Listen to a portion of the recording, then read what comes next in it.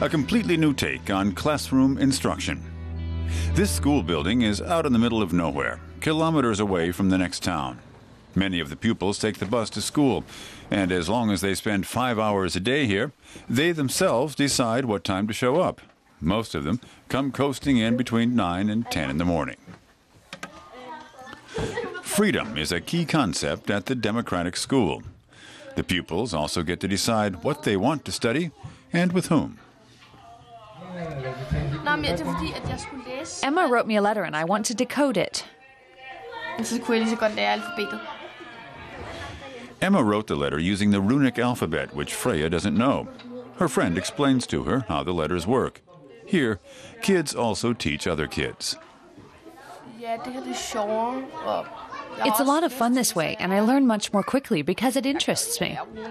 If I was sitting in a classroom and we were learning about runes from a blackboard, I think it would be pretty boring. In the next room, preparations for Christmas are in high gear. Although everyday life at the school appears a little chaotic at first glance, the teachers say it's like an anthill. There's a method to the madness.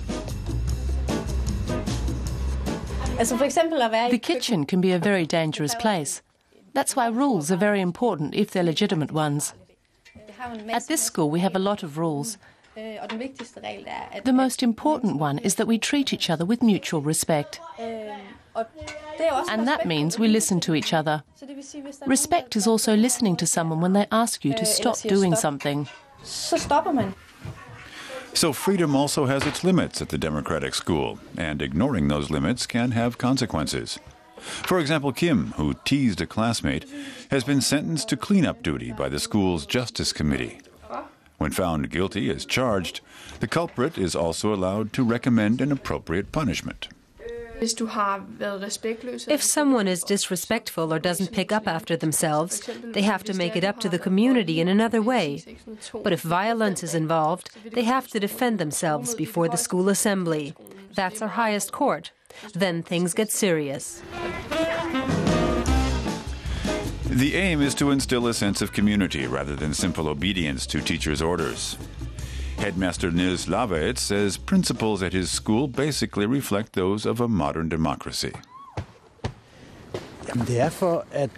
You can only develop fully if you feel secure. But if everybody's doing whatever they want, there's no security. That's why we have rules against mobbing and violence.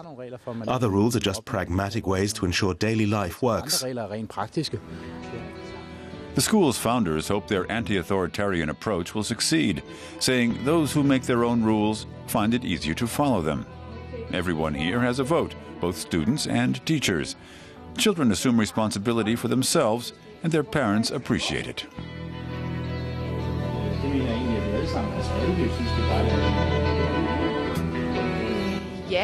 Children enjoy learning when they want to, and when they're part of a community. Everything else happens on its own. There are alternative schools like this throughout Europe, and they provide plenty of proof that playing by the rules can also be a lot of fun.